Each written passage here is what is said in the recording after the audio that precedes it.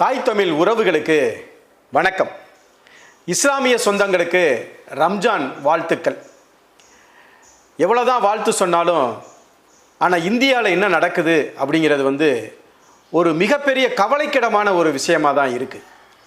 குறிப்பாக பாரதிய ஜனதா அதனுடைய சித்தாந்தமே எப்படி இருக்குன்னா, இந்து இஸ்லாம் இவர்களுக்கிடையே இருக்கக்கூடிய மோதல் தான் அவர்களுடைய வெற்றிக்கான ஒரு தாரக மந்திரமாக வைக்கப்பட்ட சூழலில் இதை என்றைக்குமே அவங்க சரி செய்ய போகிறதில்ல, அவங்க சரியாயிக்க போகிறதில்லைங்கிறது ரொம்ப தெளிவாக தெரியுது.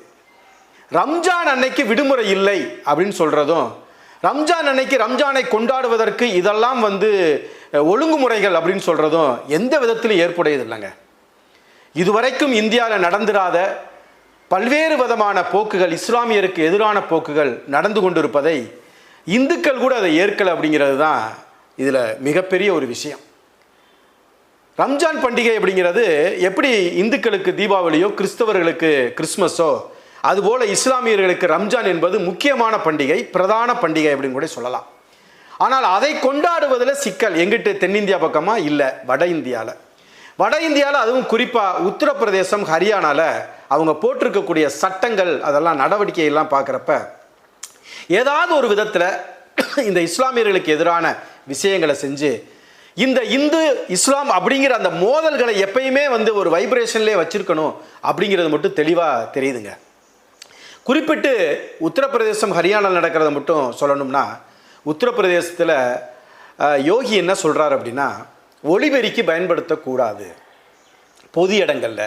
நீங்கள் செய்கிறதா இருந்தால் உங்கள் பள்ளிவாசலுக்கு உள்ள செஞ்சுக்கோங்க அப்படின்ற ஒரு ஒழுங்கு நடவடிக்கையும் கொண்டு வராங்க.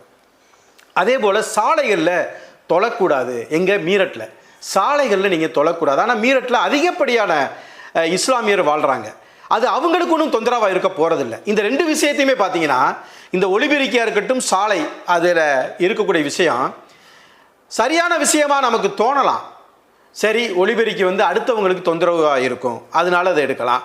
சாலைகளில் இருக்கும்போது அது போக்குவரத்து நெரிசலை உண்டாக்கும், அதனால இருக்கலாம் அப்படின்னு கூட நம்ம எடுத்துக்கலாம். ஆனால் அதை ஒரு இந்து பண்டிகைகளுக்கும் அதை கொண்டு வருவாங்களா? இந்துக்களுடைய திருவிழாக்கள் நடக்கும் போது அதை செய்வாங்களா? ஒளிபெருக்கி கோயிலுக்குள்ள மட்டும்தான் போடணும், வெளியில் போடக்கூடாது. சாலைகளில் இந்த பஜனை பாடுறதோ மற்ற கோவில் திருவிழாக்களோ செய்யக்கூடாது அப்படின்னு ஒரு உத்தரவு போட்டிருந்து இப்போ ரம்ஜானுக்கு அதை போட்டாங்கன்னா சரின்னு கூட சொல்லிட்டு போயிடலாம். ஆனால் குறிப்பாக அவர்களை ஒடுக்க வேண்டும், அவர்களை தொந்தரவு செய்ய வேண்டும். அது என்ன சொல்கிறாங்க, தொழுகை நடக்கும்போது ட்ரோன் மூலியமாக வாட்ச் பண்ணுவாங்களாம், வீடியோ எடுப்பாங்களாம். இதெல்லாம் ஒரு பதட்டத்தை உருவாக்கலை? ஒரு ஆன்மீக ஒரு விஷயம் நடக்கிறப்ப அவங்களை அமைதியாக பக்தியாக பக்தி மார்க்கமாக அந்த வேலையை செய்கிறப்ப, தொழுகை நடக்கும்போது ட்ரோன் சுற்றிக்கிட்டு இருக்கிறதும், வீடியோகிராஃபர்ஸ் வீடியோ எடுக்கிறதும் எந்த விதத்திலங்க இது சரியானதுன்னு நினச்சி, ஒரு நாகரிகம் அடைந்த நாடாங்க அது, ஒரு நாகரிகம் பண்பட்ட ஒரு நாடாக, ஒரு தேசமாக தெரியுதா இது? அதில் என்ன சொல்கிறாங்க, இதையெல்லாம் மீறினா, உத்தரப்பிரதேசத்தில் இதையெல்லாம் மீறினா பாஸ்போர்ட்டை முடைக்கிடுவாங்களாம், டிரைவிங் லைசன்ஸை ரத்து பண்ணிடுவாங்களா. பாஸ்போர்ட்டுக்கும் டிரைவிங் லைசன்ஸுக்கும் அவன் ரம்ஜானுக்கு தொழுகிறதுக்கு என்னையா சம்பந்தம் இருக்கு? ஏதாவது ஒரு சம்பந்தம் இருக்குதா? பாஸ்போர்ட்டை முடக்கிறான், டிரைவிங் லைசன்ஸ் எடுத்துருவான். இது மாதிரி சட்டங்கள்லாம் புதிதாக கோமாளித்தனமாக தெரியலையா? உத்தரப்பிரதேசத்தில் எப்படின்னா, ஹரியானாவில் நம்ம சொல்லவே வேணாம், நயப் சிங் சைனி சொல்லவே வேணாம், அவர் ரொம்ப பெரிய வாய் துடுக்கான ஆள் தான், பயங்கரமான ஒரு இந்துத்துவவாதி, இஸ்லாமியர்களுக்கு வெறுப்பை ஏற்படுத்தக்கூடியவர். அவர் என்ன சொல்கிறார், ஹரியானாவில் ரம்ஜானுக்கு விடுமுறை இல்லை, கொண்டாடுறவே லீவை போட்டு போய் கொண்டாடிக்கப்பா, விடுமுறை எடுத்துக்கா, நீ அலுவலகத்துக்கு போகாமல் விடுமுறை எடுத்துகிட்டு போய் நீ கொண்டாடு.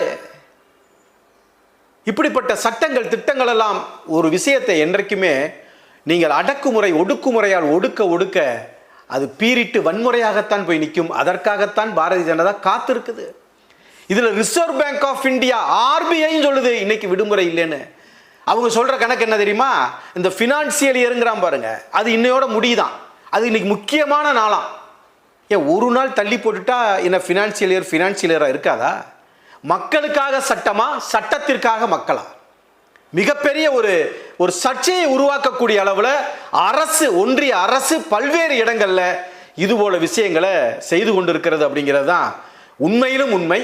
இது உண்மையாகவே ஒற்றுமையை, மத நல்லிணக்கத்தை, தேச ஒருமைப்பாடை ஏற்படுத்துவதாக தெரியவில்லை. மொழியின் பெயரால், இனத்தின் பெயரால், மதத்தின் பெயரால் துண்டாடப்படுகிற தேசம் என்றைக்குமே வாழாது, வளராது. அப்படிப்பட்ட ஒரு ஆட்சியாளர்கள் இந்த இந்தியாவை ஆளுகிற, இந்த தேசத்தை ஆளுகிற இடத்திலிருந்து இவர்கள் செய்யக்கூடிய எந்த ஒரு விஷயமும் மனித நேயத்தையோ, மத ஒற்றுமையோ, தேச ஒருமைப்பாடவோ நிச்சயமாக வளர்க்கப் போவது இல்லை.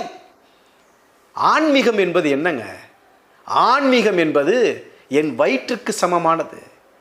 என் வயிறோடு நான் ஒப்பிடுறேன்னு வைங்களேன். ஒரு 4 பேர் உணவகத்துக்கு போகிறோம் சாப்பிட. எனக்கு இட்லி பிடிக்கும், நான் சாப்பிட்றேன். ஒருத்தனுக்கு தோசை பிடிக்கும், சாப்பிடுவான். ஒருத்தனுக்கு சப்பாத்தி பிடிக்கும், சாப்பிடுவான்.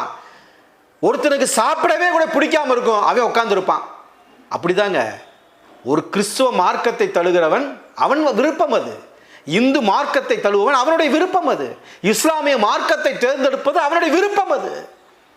இதுல எங்கெங்க வந்துருது? இதுல எங்க வருது மனித நேயம்? அவரவர்கள் மார்க்கத்தில் உனக்கும் கடவுளுக்குமான ஒரு போக்குவரத்து, ஒரு தொடர்பு சாதனமாக இந்த மார்க்கங்கள் இருக்கே தவிர இது எந்த விதத்திலும் மனித நேயத்தை உழைக்கக்கூடியத, உருகுலைக்கக்கூடியதாக இருக்கக்கூடாது அப்படிங்கிறது தான் உண்மை. எந்த உணவு வேணான்னு ஒருத்தர் உட்கார்ந்து இருக்கிறவே கடவுளை இல்லைன்னு அர்த்தம்னு வச்சுக்கோங்களேன். எனக்கு இது பிடிக்கும், அது பிடிக்கும், எனக்கு ஒண்ணுமே பிடிக்காதுன்னா அவன் கடவுள் மறுப்பாளன்.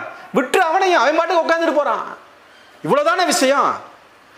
எனக்கு ஏற்படக்கூடிய பசி, என்னுடைய நாவுக்கு ஏற்ற சுவையிலே என்னுடைய உணவை நான் தேர்ந்தெடுத்துக் கொள்கிறேன், அவ்வளவுதான். அதுபோல எனக்கு இருக்கக்கூடிய ஆன்மீக பசி, நான் கொண்டிருக்கக்கூடிய தெய்வ நம்பிக்கைக்கு அடிப்படையிலே என் மனதுக்கு ஏற்றவாறு கிறிஸ்தவனாகவோ, இந்துவாகவோ, இஸ்லாமியனாகவோ வாழ்ந்து விட்டு போறேன்.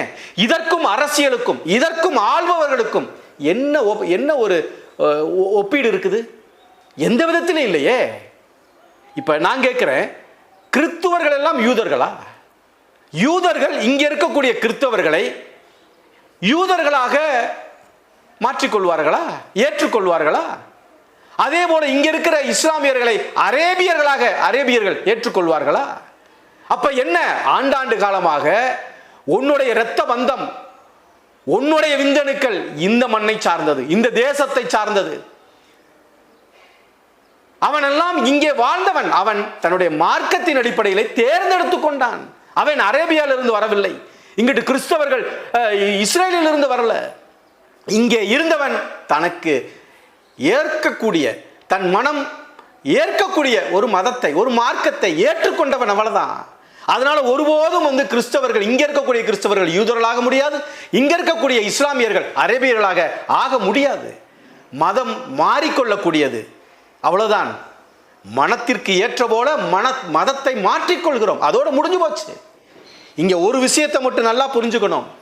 மாநில அரசியல் என்பது சாதியாக உன்னை பிளந்து ஆட்சி செய்கிறது. ஒன்றிய அரசு, இந்திய தேசம் என்பது உன்னை மதமாக பிளந்து ஆட்சி செய்கிறது, அதிகாரம் செய்கிறது. இங்கே மக்களுக்கான அரசியல் எங்கே என்கின்ற கேள்வியோடு இந்த காணொளி தொகுப்பை முடிக்கிறேன். முத்தமிழ் முரசு சப்ஸ்கிரைப் செய்யுங்கள். பேர் ஆதரவுடன் முத்தமிழ் முரசை பின்தொடருங்கள். வணக்கம்.